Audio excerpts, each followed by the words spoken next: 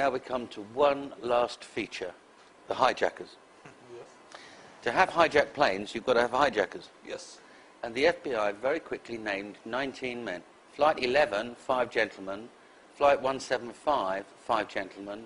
5 on Flight 77 and 4 on Flight 93. In your book, you disclose that of the 19 hijackers, in the case of American Airlines Flight 11, one of them's a Pakistan ISI agent, and 3 of them are found alive.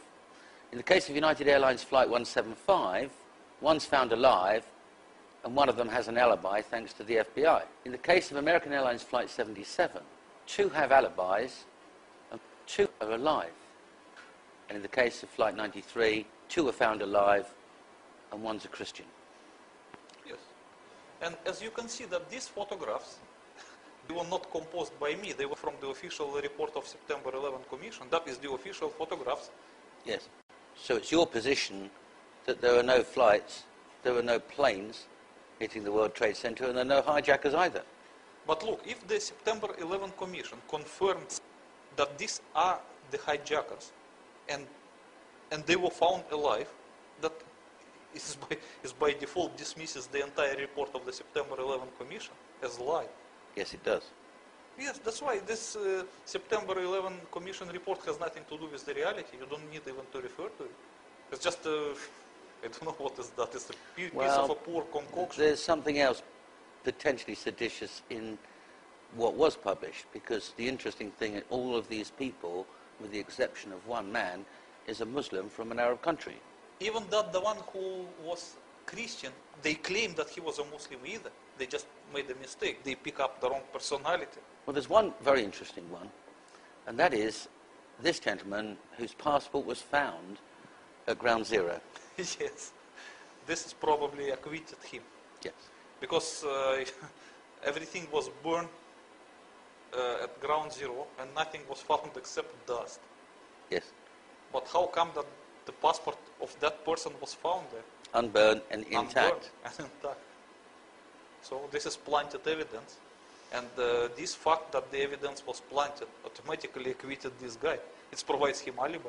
It provides him a very clear alibi. Yes.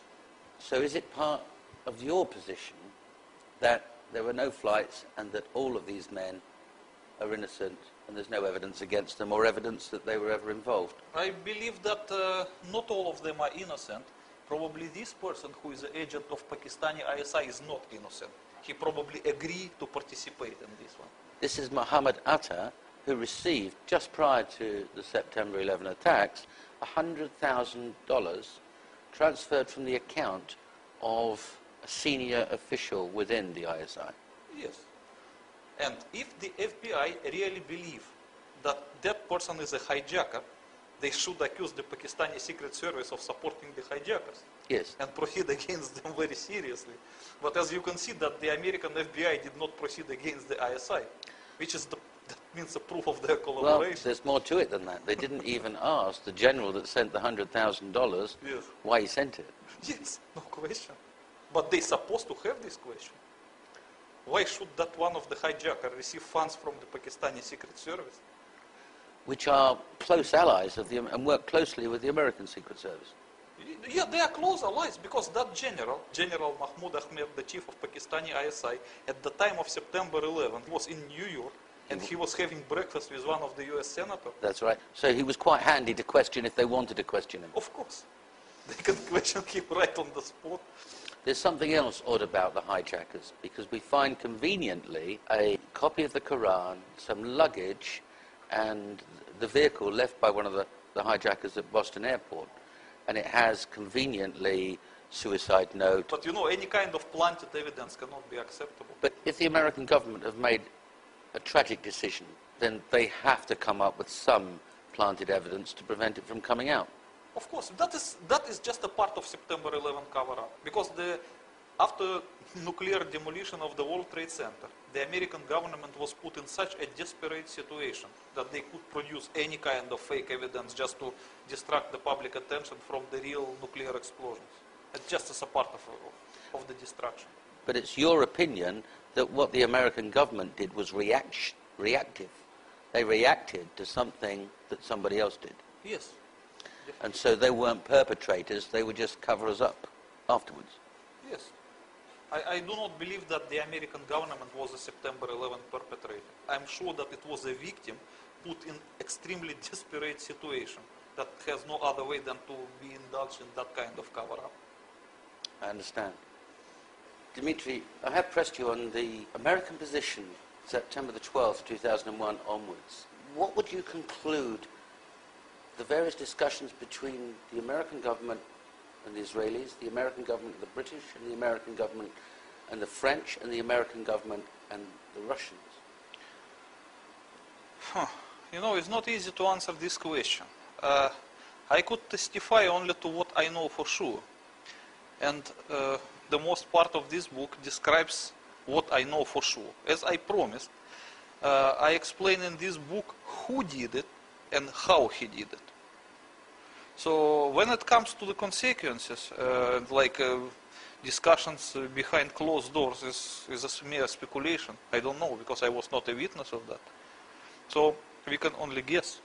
Like I can guess that discussion between American government and the Russian government primarily concerned where the Soviet-made missile with the thermonuclear warhead came from, and who should be responsible for that action.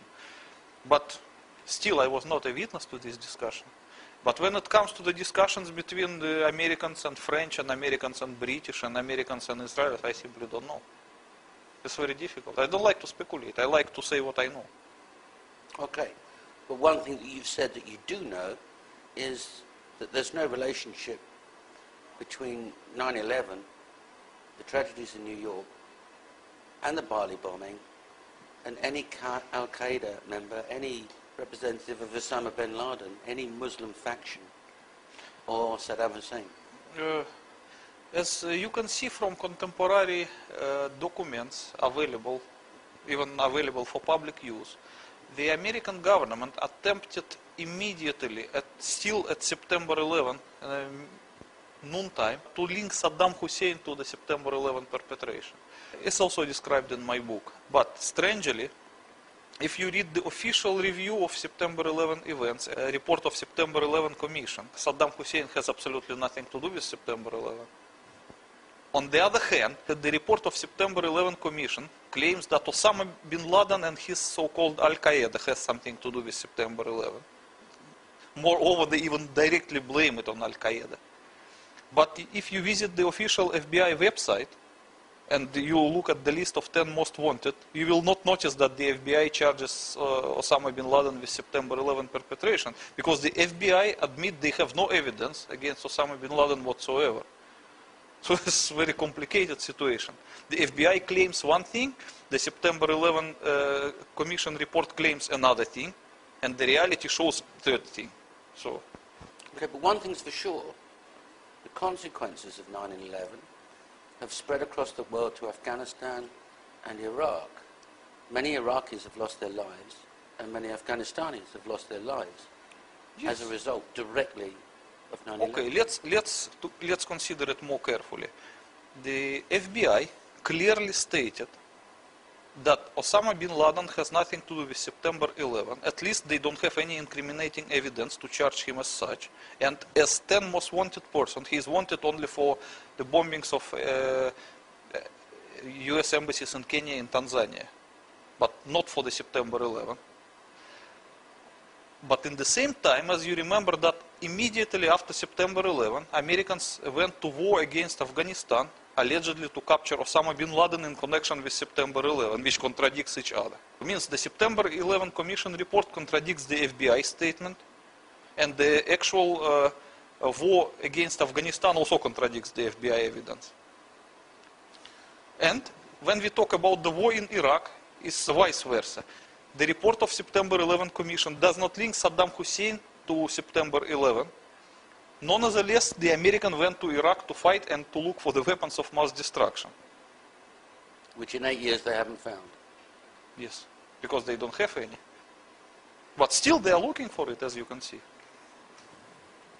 So this is very difficult to answer your question. Okay.